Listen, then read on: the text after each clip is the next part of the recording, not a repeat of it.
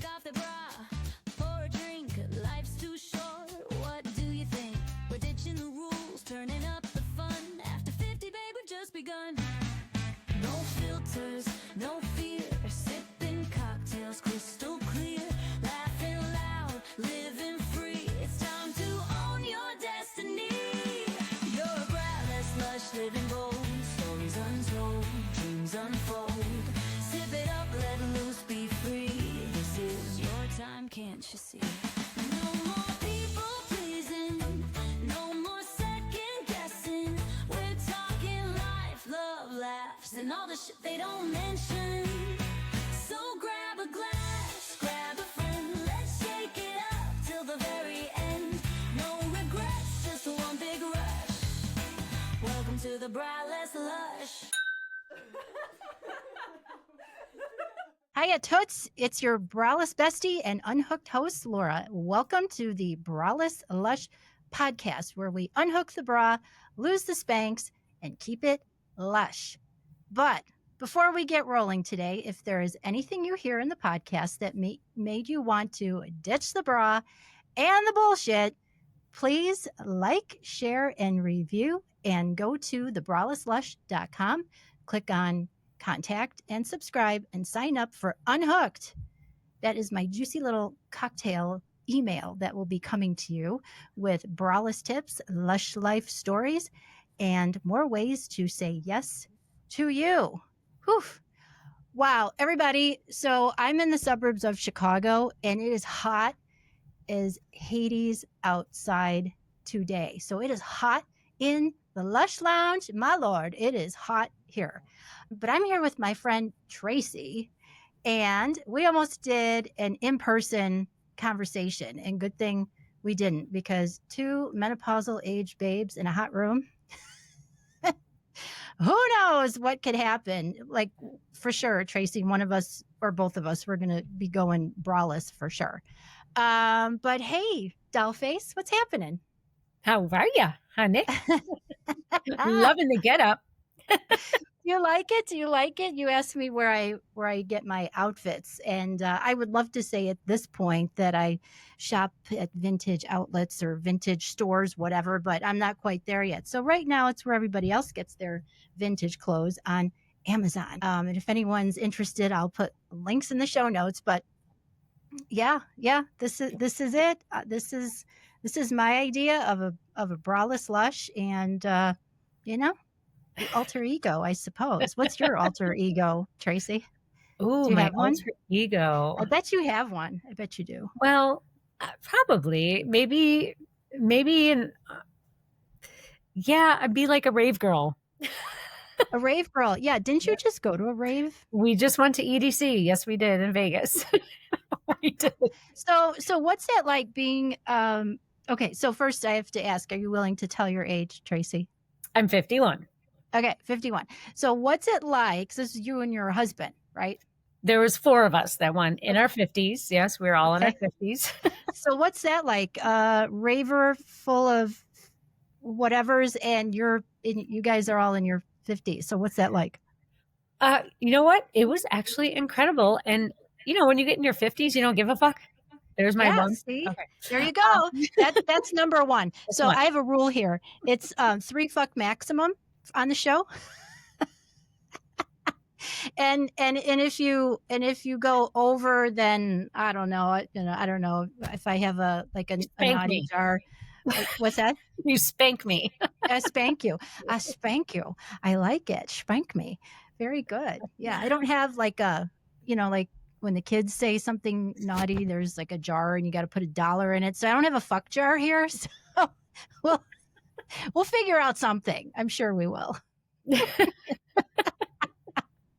But anyway, so the Raver in Vegas, that was 3 days, right? There was 3 days nonstop partying. And we weren't the oldest ones there, but definitely on the older side. But when you get in your 50s, you don't care what people think. You're just enjoying life. And that's what we did. And we stayed out till 5 a.m. every night. partied all night long. It was incredible. And we all loved it so much. We're going again next year, but we're doing it up VIP style. So what does that mean? What's VIP style at a, Well, at a raver? We get VIPs. There's sections that only VIP can go in, and like parts of the stages and more like backstage and the restaurant. There's a steak restaurant they build on this speedway, the speedway in Vegas. They build this whole town. And so they put a restaurant in the middle of the speedway. There's just extra access to things. So, you know, why not? Why not? Exactly. That's what this whole show is about. It's about why not? That's hilarious. Do you think, Tracy, I have to show you my shoes. Do you think that these shoes would work at a No. at a raver? No, they would not. You would be dying. We walked here's the mileage we walked. Night 1, we walked 17 miles. Night 2, we walked 28 miles. Night 3, we walked 23 miles, something like that. So it was a lot of walking. I don't think those shoes would make it. These wouldn't work. Well, these are my 9 West little wrap around the ankle shoes with their, for those of you listening versus on YouTube.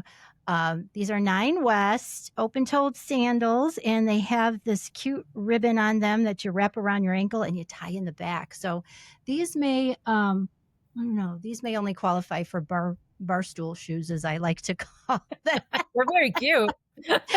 Thank you. Yes. So we, if you're going to do the walk of shame in these shoes, you're probably going barefoot. I'm guessing. Yeah. I'd guess. I'm thinking. Yeah. Anyway. So Tracy, thanks for being here with me. So Tracy's my friend, and she's actually a new friend, met through friend of a friend. And it's so hard to make friends as we get older. So I am so grateful to make friends with you, my new friend Tracy. And so you told the dolls out there that you're 51. And what was turning 50 like for you? Oh, that's a good question. I was a little like, oh man, I'm halfway through my life. But since I've been like 40, maybe 38, 40, I said, I'm going to live to a healthy 100. So at 50, I was like, well, you know what? I'm halfway. And, and you get to that, I'm going to say it again, that fuck it mindset. That's number 2.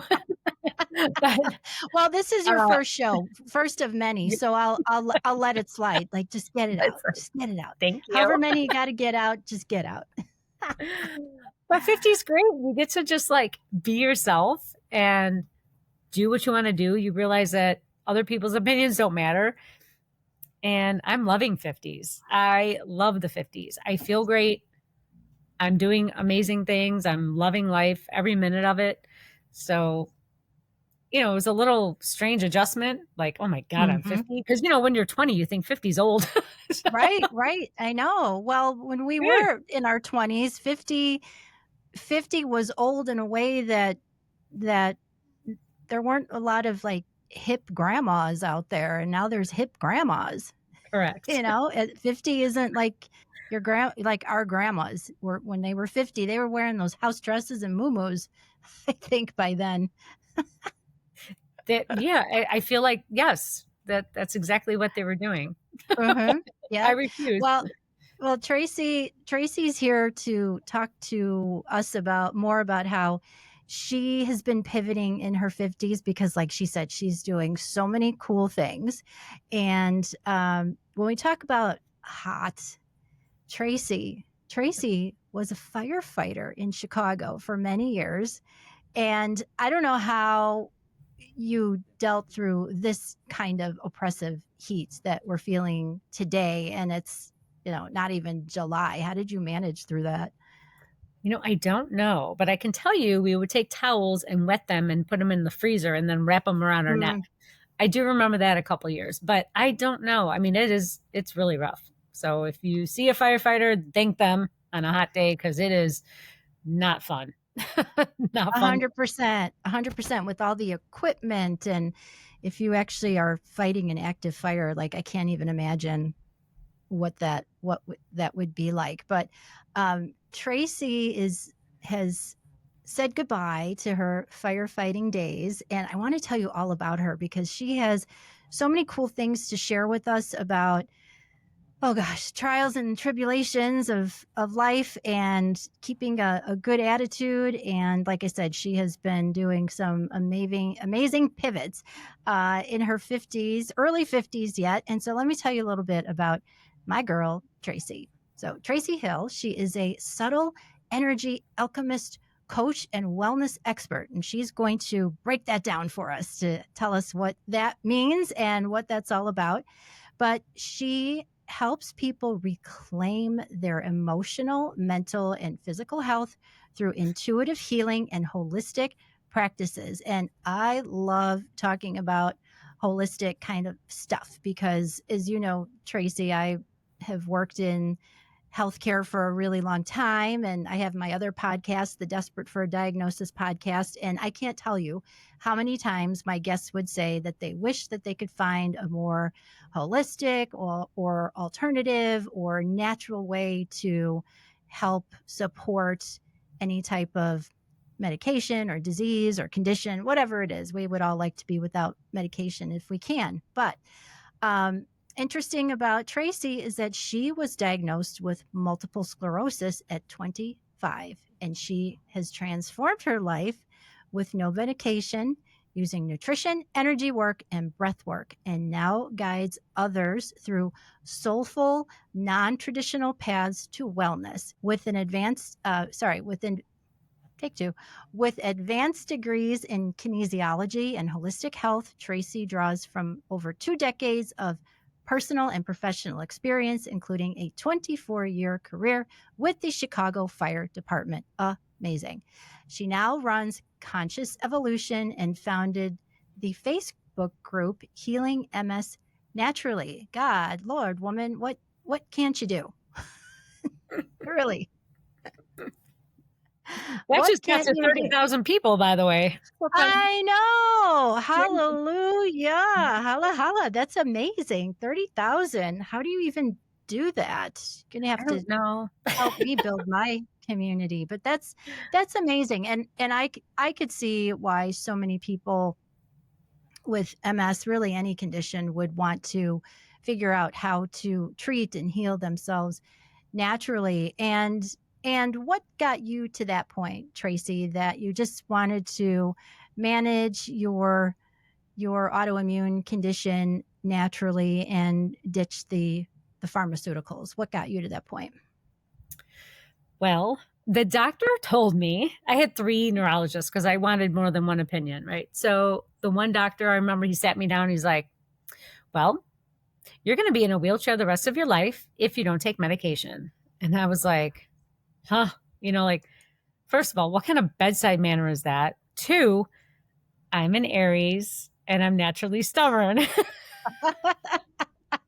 But my dad was an Aries, so this I know. The one time it really served me. Okay.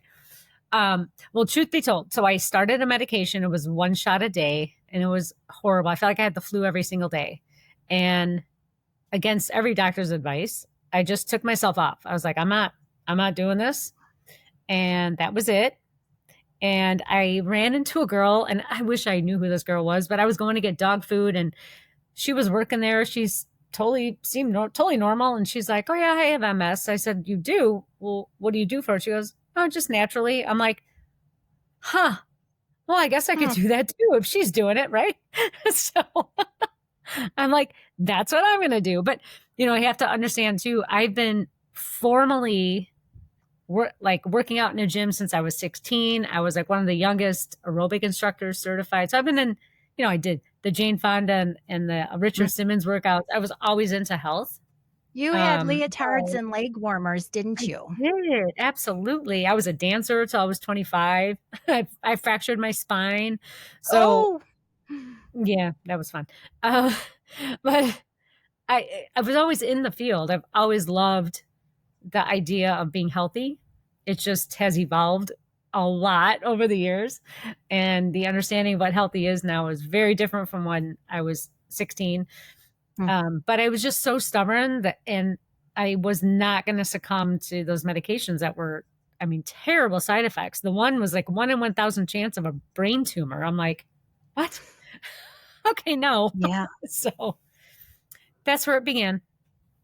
Wow. That's incredible. And so many people, as much as they would like to go a more holistic route, I think there's probably some fear around it. Maybe some people think it's a lot of, as we call it, woo woo, and will it really work? And what are you risking by potentially walking away from medication altogether, like you did? So, what advice would you give someone thinking about a more holistic path? Oh, so I talk to a lot of people all the time about this exact thing. And the biggest piece of advice I can give is listen to yourself. Your doctors, I promise you, do not know you as well as you'd like to think. You are likely a number. And even if you're not, they still, if there's no way to officially diagnose MS and there's no way to officially cure MS, that means they don't know about it. They don't understand it. So if you feel like there's a way to heal yourself or at least mitigate symptoms and your doctor's not talking to you about it, do it anyways. I actually so I'm getting my Ph.D. in Integrative Medicine, and I just completed my study on mitigating symptoms in MS using frequency and intention. And I got significant results with the, I use this global health scale. But anyways, the mindset significantly changed, which I was like, yes, this is awesome. So there is a huge, I think society as a whole is starting to understand that your mindset, your beliefs, your intentions are really something. And that is what I have found. But going back to your question, do what you think is right. Don't just agree with the doctors and let them dictate how you're going to run your life. You pay them. And so when I tell people like, yeah, I just did what I wanted to do and I didn't tell my doctor, like, what do you mean? What do you mean? What do I mean? It's my life, my body. So I'm going to do what I want to do. The doctor's there isn't like an advisor. And so if you don't feel like your doctor's listening to you, get rid of them. There's nothing holding you to the doctor's word or his you don't need his attention if it's not the right attention for you. Yep. I know how healthy you are with everything natural, etc., Tracy. So I just want to say people might be curious. I have two glasses here, everyone. So whether you're watching on YouTube or listening on one of the apps. So I have a glass here. It's ice water, just so you know. So we won't judge me for having water. But my glass does say wine because adulting is hard. So that's that glass, because it is. I don't care what you put in your glass, but adulting is hard. And then to my right here on the martini bar is a for real, full of judgment, apple martini. So judge away if you will. But next time I'll do a mocktail. Maybe you can give me some mocktail recipes. I've got lots. Yeah, I bet you do. With some really cool ingredients, but they're exotic. They're super exotic ingredients like lavender and elder something and cucumbers and whatever. But I would love that. But I love strong women, and that's why I just adore you. And we could probably talk about resilience all day long, because before you got to where you are today, and I know we've talked, it wasn't the road of peaches and sunshine for you, especially in your younger days. Do you want to talk about any of that, Tracy? Tell us a little bit about what pre-firefighter life was like and leading up to where you are now. Yeah. So like I said, I fractured my spine. And that was kind of like the big like knock on the head, like, hey, there's something going on. You need to pay attention. I ignored it. I mean, I healed it, but I ignored it. And then that's when I got diagnosed with MS while I was getting my master's degree in kinesiology. I was literally working out about 6 to 8 hours a day. I do not advise that for anybody. Not smart. And then got on the fire department, got married, had 2 kids, and then had a really, really rough divorce. Was in jail and lost absolutely everything except my car and my clothes. I had to start completely over, foreclosure, bankruptcy, all that fun stuff. And trying to manage the kids because they were 3 and 5 at the time, without them, being jaded towards anyone or really being involved in what was happening.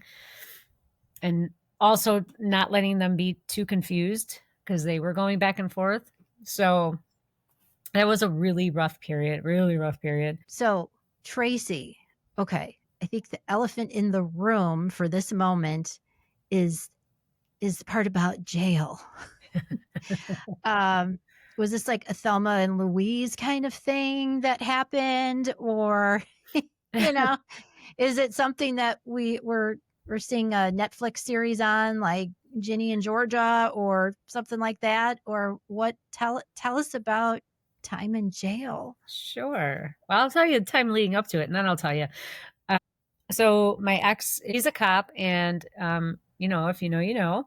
But he turned out to be a narcissist, and I'm sure many women in your audience will understand that. So yeah, I did not know, but he had cameras all over the house. I had no clue. And because he was a cop, he was connected, and he faked this whole I'm choking him thing, even though I didn't touch him. Oh, gosh. Yeah. And because he got to the phone first to call the police, I went. And the kids saw me go in handcuffs. And I spent the night in jail. It's like a 24-hour time in jail. And what was that like? What was that like? Wow, surreal. I think I was shaking the whole time. Not only was I cold, it was summer. And you go with what you're wearing. I was freezing. They offered me a bologna sandwich, even though I work for the same city they did. They didn't care. I got one phone call. I was treated like a piece of crap. So that's a real thing, the bologna sandwich and the one call. Yeah. Yeah. Wow. Literally. Okay. But sitting in there with other women, I mean, no one looked crazy, but then you get your own cell. And then I was doing yoga in my cell because I had no idea what else to do. I had nowhere to channel my energy. And that's a tiny cell. It was the holding cell before you go see the judge. And my lawyer walks up. He's like, "Are you doing yoga?" I'm like, "Yeah." Yes, I haven't slept. I don't know what to do. I have to move this energy out of my body. So, fortunately, the judge saw right through my ex and his dad, his dad wasn't even there, but claimed he was, and all this crazy stuff. But in the meantime, my ex changed the locks on the house, and I had a 72-hour stay away. So I couldn't go back anyways. And then when I finally could go back, the cops had to be there with me just so I can get my clothes and my, couple belongings. And then everything else was not mine. So in that time, in the 2 years, he stayed there without paying mortgage. And I got pretty much pinched for that. And so for, foreclosure, bankruptcy, and my kids were so confused. And I think for a moment, my kids were like angry with me because their dad was feeding them false information. But at this moment, everything happens for you, not to you. And if it wasn't for that moment, I would never meet my current husband, because what happened was I needed to be home at night for my kids. And my ex was just he didn't care. He was trying to take the kids from me. So I decided to work at the fire academy, and that afforded me daytime work to be home at night. And I met my now husband at the academy, And it also allowed me to be home and like work through the schedule and have, my parents help me out. But all of that to say, you just don't know why things are happening. I mean, I honestly think that he would have unalived me at some point. That's what my friends were constantly worried about. Unalive you. Yeah. Okay. I don't know what can be said on here, the other social media platforms, you can't say the other words. So, Oh, interesting. That I did not know. Well, unalive is just a unique word, so yes. I'm fine with that. Yeah. Unalive you. Yeah, because he had a Wow. lot of, pew-pews. So that was something I had worried about. But in all of that, I think the hardest part was that I lost myself. I did not even know who I was anymore. I became a shell of myself. I didn't recognize myself. Most of my friends didn't recognize me anymore. I was kind of just all leading up to the arrest. I just was existing. And no wonder I had symptoms at the time because I was under so much stress and scrutiny and nothing I did was right. If you've ever been with a narcissist, you understand what I'm talking about, but you're walking on eggshells all the time and it's a diabolical relationship. So, well, you're just walking around being gaslighted the whole yeah, time. yes. Yeah. It's pretty scary. And I'm generally a strong person, but that was really scary. So that was a blessing in disguise. It took about 6 years to see the blessing because it took about 6 years to kind of finally go, like breathe. It's been 10 years now, but it took that long to be able to breathe and just understand that this is the better choice at this moment. So I'm sure you were walking around looking over your shoulder all the time and worried about your kids. And here you're trying to work and make a living and try to recover from bankruptcy and everything else and still be a mom. Yeah, that was hard. It was really hard because I know he was talking very poorly about me and I wasn't going to do the same. So I just kind of had to suck it up. It's just, in the end, it's just name calling. And all I wanted to do was love the kids. And his definition of loving the kids was different than mine. So I just chose to love them and not say anything bad about their dad.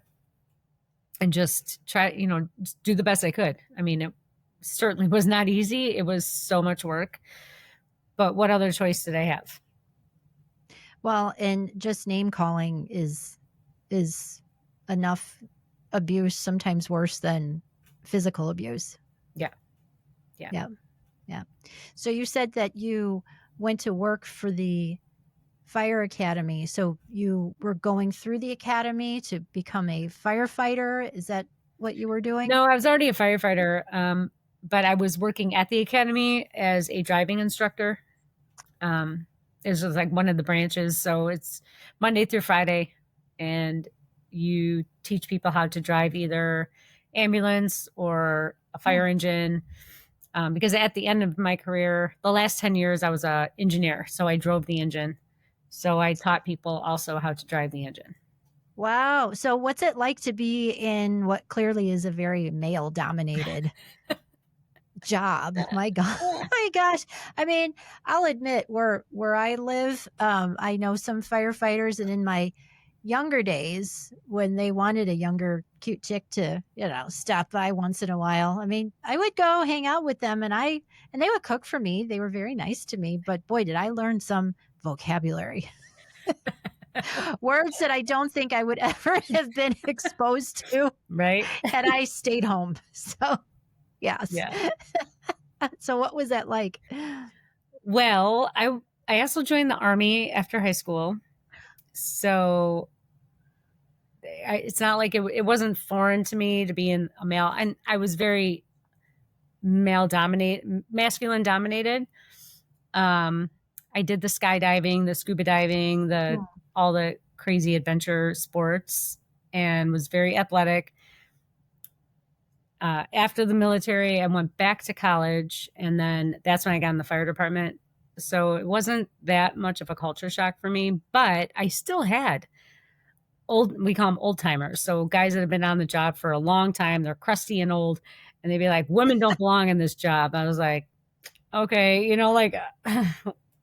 well, here I am, So there were definitely, it was definitely a lot of resistance. I was the only female in my class. So that was interesting. Of like 60 guys, 100 guys and me. So it was interesting, but you just And you're tiny too. So tiny but mighty, that's for sure. I personally would not mess with you in a dark alley. I would not. Well, I would lose. I know this. I just know this, Tracy. I'm all love and light now. I do not do any of that. But love and light. I love it. So yeah, I mean, what a transition from having to, I'm guessing maybe I'm putting words in your mouth, but redirect me if needed, but to be in this male dominated world to this shift of, like you said, love and light and not be jaded from everything that you went through with your ex-husband and everything he put you through. I am sure that there's a lot of women out there that have been in your similar situation. And I know several actually. And I've never been married, so I can only to a point put myself in your shoes and empathize. But how do you even find that love and light and that forgiveness of, if at all, of him, and forgiveness maybe of yourself also for certain things? Well, so for me, it was like a sink or swim. I was sitting in that jail cell and I thought, I can either let him take me down, which was one option, or I can rise and thrive. And in the moment of doing yoga, I decided I am not, and I have, I had kids, so they're depending on me also.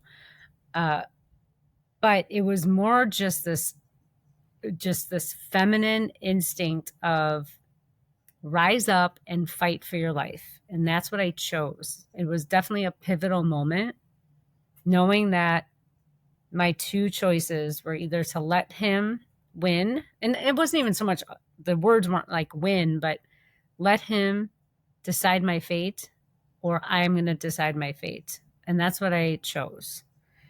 And it is not an easy choice. Neither choice is easy. But if you want the life that you believe you deserve, you have to fight for it, because the world is going to try to take you down more often than not. And you just have to stand your ground. And when you get to a certain point of you just standing your ground more often or all the time, the people who need to be in your life will be in your life, and your life you'll kind of like get on the other side of that bridge. You'll cross the mountain. And everything becomes easier, more aligned with who you are. The reason that we have so much resistance in our life is because we're not in alignment with who we are. It's like, if you have those things that you really love. So for example, my first 10 years on the fire department, I was into what people can call conspiracy theories, okay, or like the woo-woo, okay, but I would not let people know. There was only like 2 people in my life that knew. Otherwise, because I was telling Laura when we chatted that I was haunted by my dead grandfather for about 15 years. I've had stuff happen to me with witnesses, and I know these things exist, and I'm down many and all rabbit holes. So, but the first 10 years of my life, I didn't tell anyone. And so I was in a lot of misalignment because I wasn't being authentic. The highest frequency you can be is authentic. It's higher than love. And I didn't realize that by me hiding who I really was, I wasn't in alignment, and I was creating all of my own chaos, my imbalances, whether it's physical, emotional, or mental. They were all out of balance because I wasn't being true to myself. And not being true to yourself is a huge disservice to the rest of the world because you have something to offer. And I didn't know that. Like, I didn't understand that my gifts will help someone someday, even if it's just a word or a sentence, it'll help someone. And so not showing the world my authenticity was a disservice. So when I started to just, like, by telling my now husband, we were dating at the time, I'm like, I'd come home and I'd be in the woo-woo stuff, and then I'd have to go back to the fire department 2 days later and like close the wall off. And at one point I just said, you know what? Here comes number 3. Fuck it. It's like, okay, love it. I was like, I'll give you a couple bonus fucks if you want. Oh, that sounded weird, but if you're a good girl, no, never mind. I won't make you put any dollars in the fuck jar. It's the swear okay. jar. Thank you. That's That's my last one though. Okay. That's okay. That's right. You can have mine. Okay, you can have mine. It's okay. It's okay. But yeah, I know when you told me about this haunting by your grandfather, and you said that he brought your evil ex-husband to you to make you miserable and small. That's correct. So I had, these are long stories, so I'm going to cliff note them, but I went to a psychic for an unknown reason. I had no idea where I was going. It was like my car took me there. And this poor woman, my dead grandfather, showed up and terrorized the both of us. She basically said that he brought us together so that I would be miserable. And he was laughing about it, and then proceeded to choke her and then choked me. And poor woman, I left. She was crying her eyes out. I think she might have left being a psychic from that point on. I'm not sure. Oh, so wait. So you physically felt Oh yeah, hands around your neck, and so did she. I wasn't breathing. Oh my God. Yeah. She was trying really hard to hold it together, but she was screaming at him. I mean, what are you gonna do? You're screaming at something you can't see. But yeah, he was physically moving things. He was moving the tablecloth. It was something out of a horror movie, and it was broad daylight. So it wasn't like at night. It was in the middle of the day in May. Wow. I mean, for people who say that they don't believe in what goes on the quote other side, I've heard a lot of stories, and I believe these people who are telling me these stories, and I believe you 100%. And I don't know. I just wonder if when you are vulnerable, that's when the other side kind of makes their move and wants to, can terrorize you because you're not in a strong state. Do you think that's the case? That's part of it. That's a big part of it. I was vulnerable.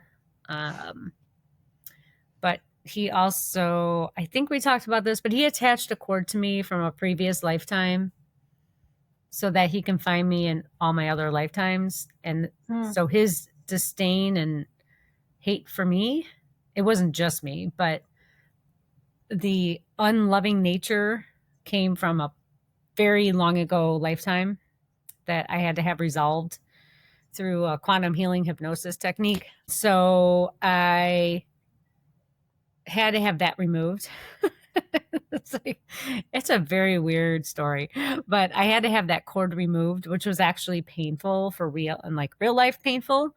But once it was removed, that has been completely resolved, and he cannot come after me again. Thank goodness, because he was so evil. But, again, all of that was happening for me because I had to learn how to keep the negative energy at bay. And so it's not that I don't think it exists. It's just that it's not in my reality at the time, at this current moment. So I don't feed into negative energy. I only feed into positive energy around me. I only see things around me that reflect how I feel on the inside. And so I mean, I'm not oblivious to things going on in the world, but they don't affect me the way they affect a lot of people. And so my life is absolutely fantastic. I couldn't ask for a better life. Oh, yeah. It's yeah, I guess we never really know why we go through some of the things we go through to understand where we come out in the end, where hopefully most of the time it's better than where we were before. And just talking back to your experience with your ex-husband, haunting aside, so many women who just don't have that strength to stand up and have the courage to walk away from that kind of situation, either for financial reasons, or they think, oh, we have to stay together because of the kids. And I might be having another guest on who was in that exact situation where she didn't feel that she could leave, but was getting so abused at the same time, mentally and mostly mentally. But what would you say to a woman in that situation where she wants to leave but doesn't feel she can? How do you even get the courage and thinking about what the worst case scenario could possibly be? Oh, yeah. Well, it's really challenging. I mean, the one thing I always think about is the kids are sponges. And that's actually why I had to leave mine, because I didn't want them thinking it was okay for him to treat me or them the way he was. So something had to change because it was only going to get worse. So for me, it was a lot about the kids, but a lot was because he was treating me so poorly. They would grow up thinking that that's normal. And I absolutely couldn't raise kids like that. I couldn't raise kids to be in society and think that it's okay to treat people the way he was. And, really, children of narcissists either become completely fearful or they go completely angry. There's usually not a lot of in between. So it was really for them that I did it. But also, if you think about, I always tell people, get to the end of your life in your mind. Get to you're on your last couple breaths. Are you going to be so glad that you stayed or so glad that you left? Either way is hard. You have to pick your hard. And there's my cat. You have to pick your cat. My cat. Where is he? Oh, look at you. Yeah. Hi, baby. So yeah, when you, like you said, you work backwards on your deathbed. I know they say things like, well, no one ever says I wish I worked more, right, or whatever, or even with money or whatever. Why did I worry about all the material things? And I think that's great advice to think about your legacy, really, and what you want for yourself. And I think it's so hard for women, especially moms in general, to be selfish, because you're always thinking about the kids first and where they land when it comes to a parent's decisions. But in your case, you were able to make the decision for what was good for you and, of course, them at the same time. And whatever the consequences were, they were. And here you are now in this amazing life, doing amazing things. And this health journey of yours, I think, is so transformative. And I'd love to talk more about that, especially using the phrase subtle energy alchemy.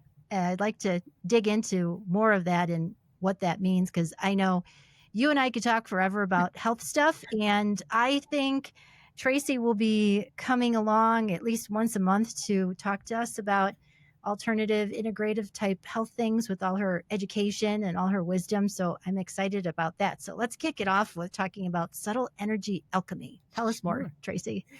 I came up with that term like years ago. because I like to work on the subtle fields of the body, but I didn't realize how integrative that phrasing would be, not even now in my life, because I'm getting my PhD in integrative medicine, and it's all about quantum. It's all about the subtle energy fields. And when you can understand and harness that concept of you are way more than your physical body, you can alter any part of you.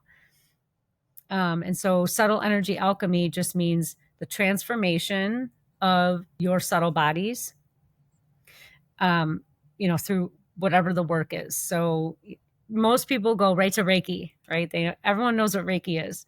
That's a subtle energy form.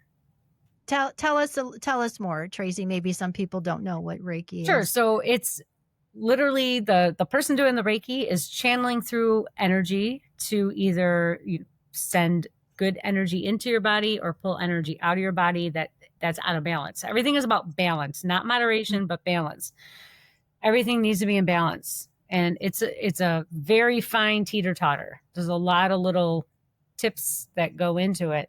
But the more balanced it can be, the better off your physical and mental and emotional bodies will be. So Reiki is all about just giving you the energy you need or removing energy that you don't need and giving it some balance. So that's Reiki. And pretty much all forms of subtle energy work on the biofields, work on these energetic bodies.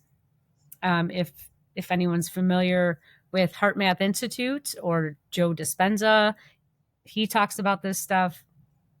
Dr. Bruce Lipton. There's so many people that talk about these concepts now where it's been scientifically proven, it's ancient wisdom. It's ancient wisdom now brought into modern science. And I could talk about this stuff for hours, so I won't go too deep into it. But basically, you're not even actually a physical body, because if you were look into a molecule or an atom, it's 99.9999999% space, which leaves very little matter inside that molecule, which means that, and you're made up of all the molecules, which means that you're pretty much all space. How we have this thing we can touch, it's unbelievable. Everything on the planet is that way. And that's the quantum part that you're talking about, right? Yes. Yeah. But all of that is from the subtle.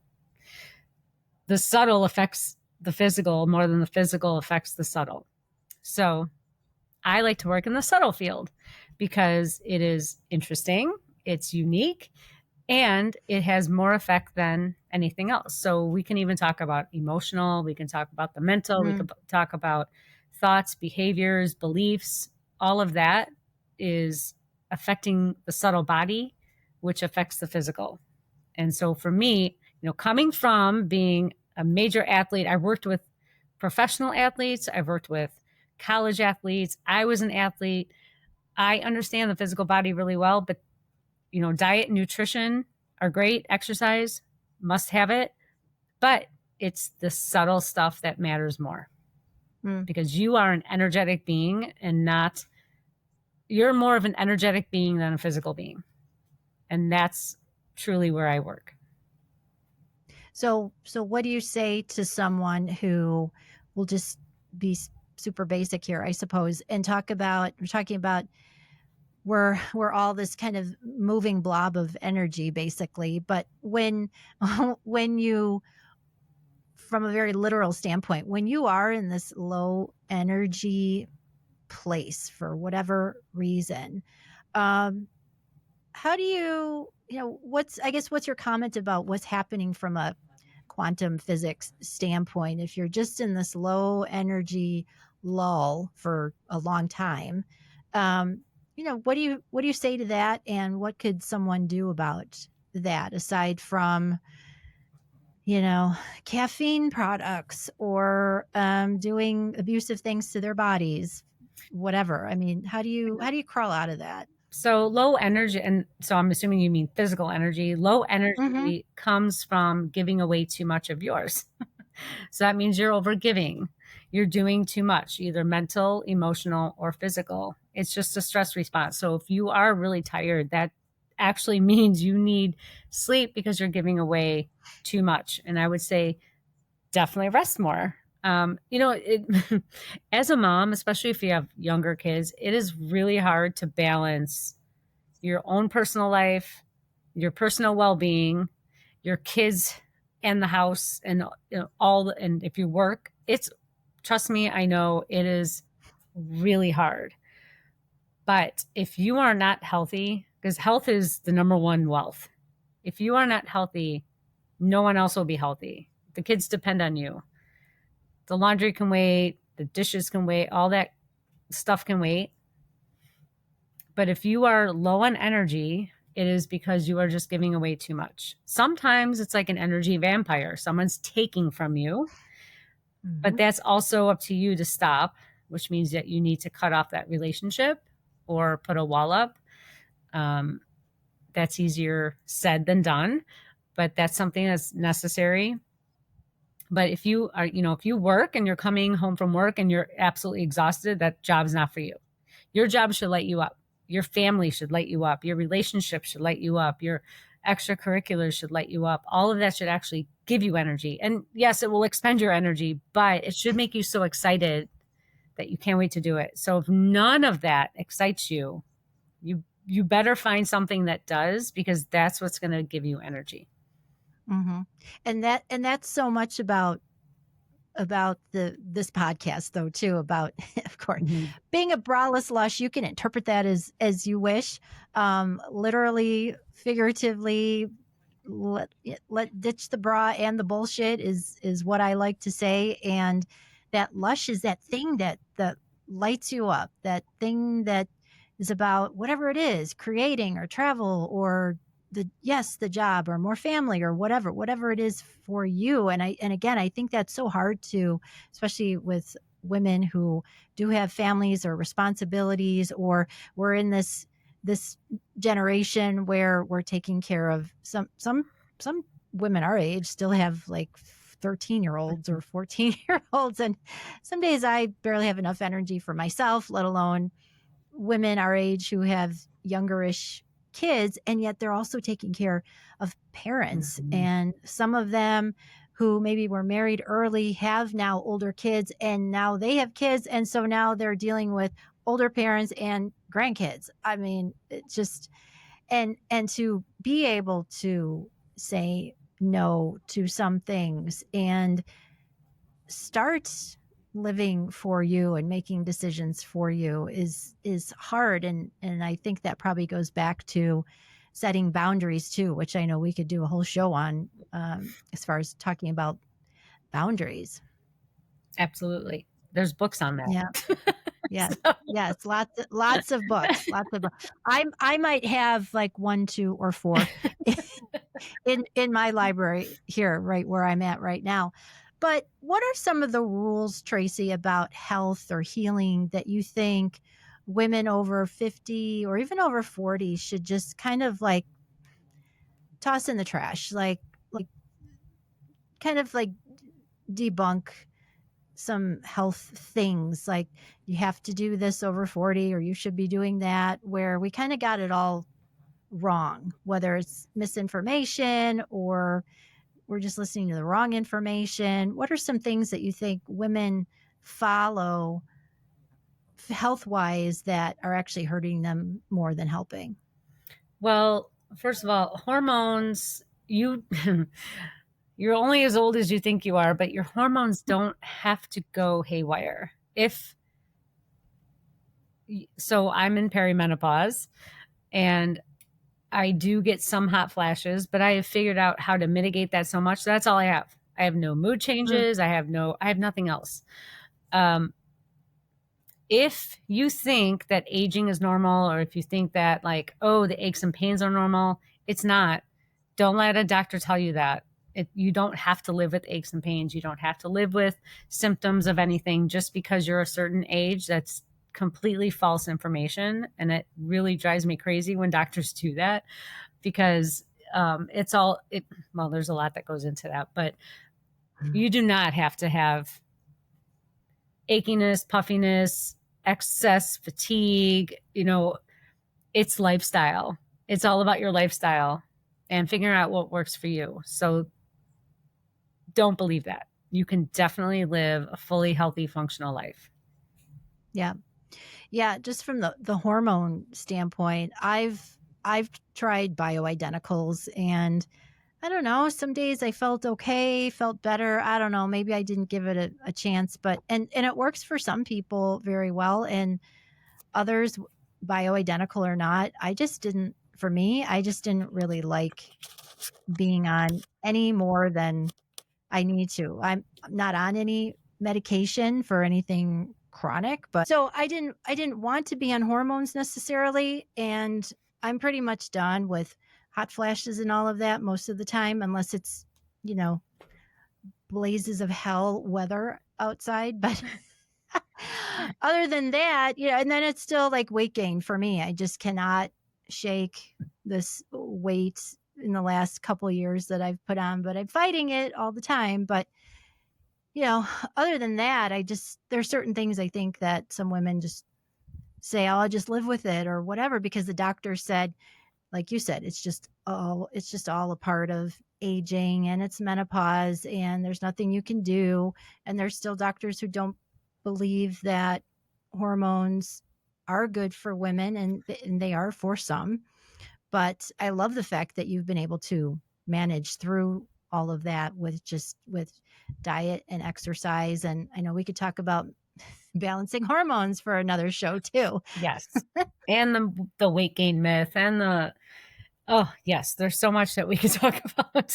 Yes. And I can't wait to do that. But just, you know, listening to women talk about feeling just in this menopausal state, feeling defeated, and again by doctors, plus the information that's out there or the incorrect information, just what one step would you recommend that women could take today to start shifting their energy physically or even mentally? Because then, you know, we're going to talk one day about, and you started talking about it, you know, about vibration and what you attract based on your thoughts. And I want to get into all that too. So, yay, I'm so excited. But what's the one thing that a woman could do today to just start shifting mindset, whatever it is, to just feeling better? This one, especially right now, is super easy. Go outside barefoot in the grass, the dirt, the sand, doesn't matter. Just 1 minute will completely shift you. Another hack is when you wake up in the morning, splash your face with cold water. Doesn't have to be ice water, but just splash your face with cold water. Go upside down once in a while. I promise. It's so good for every part of you. I still do headstands at the Do you gym. really? I do. People are like, you can do Good a for you. headstand? I'm like, yeah, can't you? Wow. I used to do headstands as a kid in my grandma's living room. And so and then it was almost like certain kids got the like the ruler as far as how tall they were, you know, Yeah. the different markers as they grew. Well, mine was the marks on the wall from my socks where my feet would go, because I would do headstands up against the wall. So there would be, you know, there would mark here, and then, you know, a year later they'd be a little higher, That's a little higher. funny. Oh, that's funny. Yeah. Yep. Headstands. Yeah, that's what we would get graded on in gym. Yeah. How well can Oh, you do a yeah. headstand? Or the Oh, God. climbing the rope, right? Yes, But exactly. Qigong is also, it's free on YouTube. So I like to give a lot of free stuff. All these are free. Barefoot, cold water, and Qigong. Those are free and super easy. And the two will only take, you know, a minute. And Qigong will take about 10, 15 minutes. It's free. It will shift you. All three of those will shift you quite a bit. Mm-hmm. I hope. I was just, so with the walking around barefoot, that's grounding. Is that what Correct. they're calling it? Mm-hmm. Yeah. Yeah. I just saw a show on, I think it was Prime Video, about grounding, and it was really pretty interesting. And it wasn't just something that a couple scientists said, well, we think this works and this, or whatever, if anybody would refer to a woo-woo doctor, we'll just call it that. But these were MDs that did this study on grounding on, I think, like 60 some people. So it wasn't a huge study, but it wasn't a small study. It wasn't an N of 2, and showed real results about how grounding just shifted so much as far as disease goes, and just overall health was really pretty amazing. Yeah, it's pretty cool. You discharge what you don't need into the earth, and the earth gives you what you need. And there's PEMFs involved in that.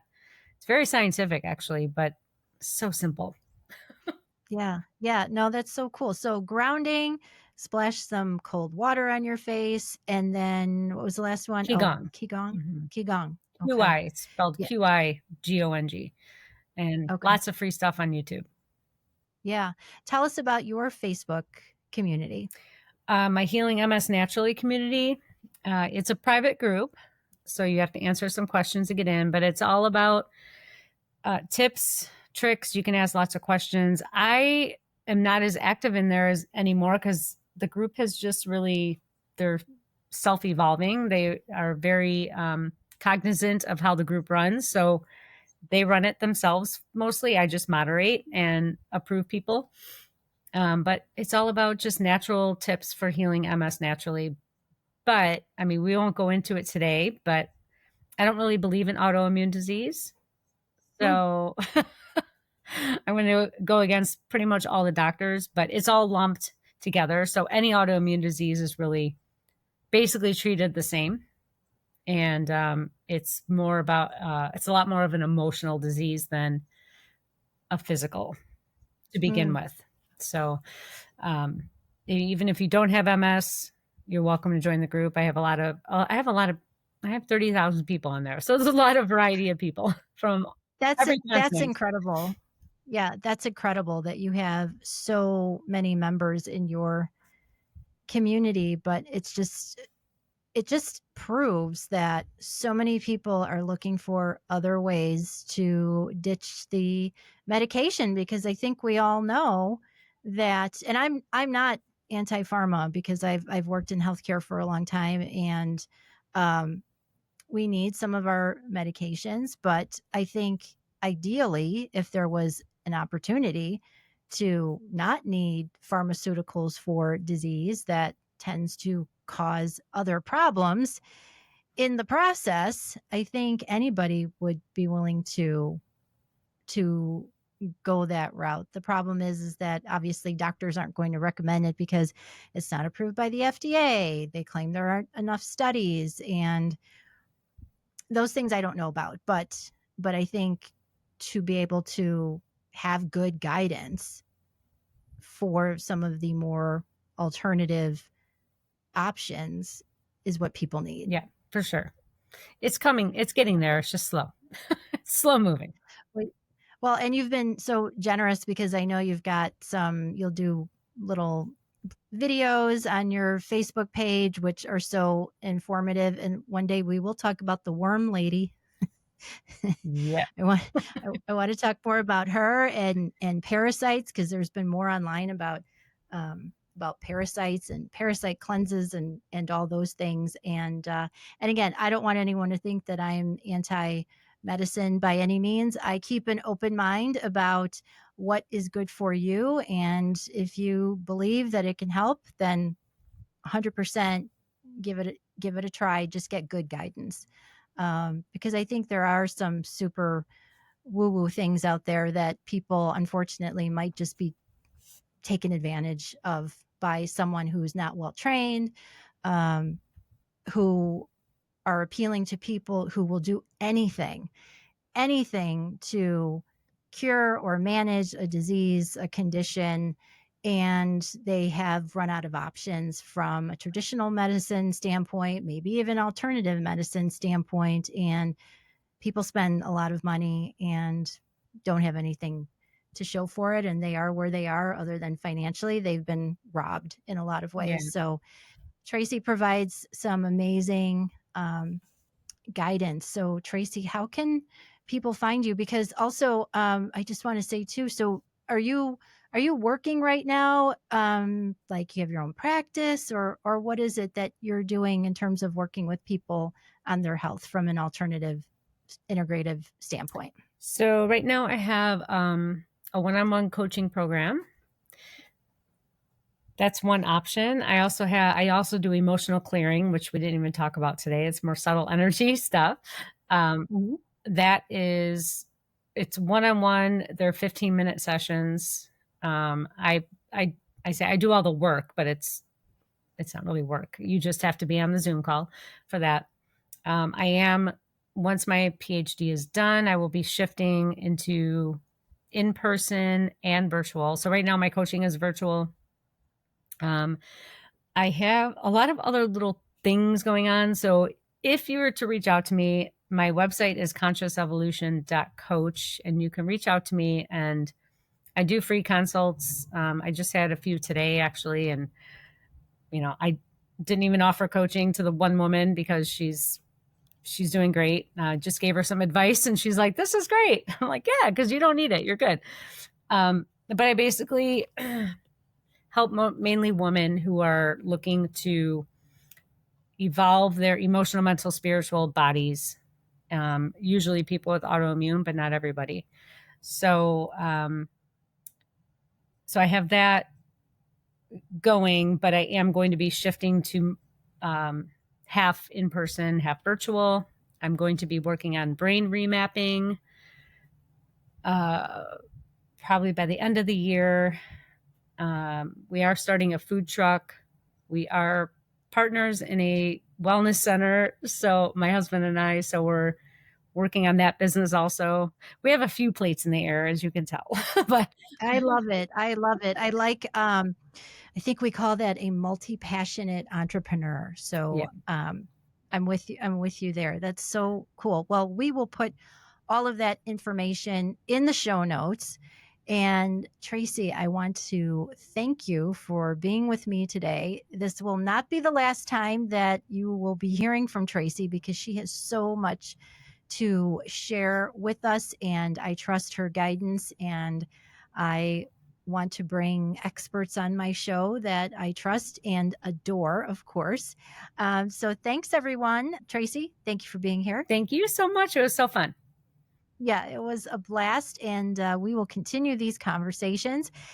And each week, doll faces out there, we will be going deep with guests and stories and bite-sized lush lessons to help you live louder. So if this episode spoke to you at all, share it, tag me. Let's build that braless lush revolution together. Live your lush, find your lush, reinvent, do that one little thing that lights you up, even if it's just a cup of coffee and some, okay, I get my last, I'll take the last fuck in our conversation today. Have that cup of coffee and some fucking peace, right? You deserve that. If that's what you need, go do it. So if you're ready for this lush revolution, that's good, because we are just getting started. So, babes, meow for now. Welcome to the braless lush.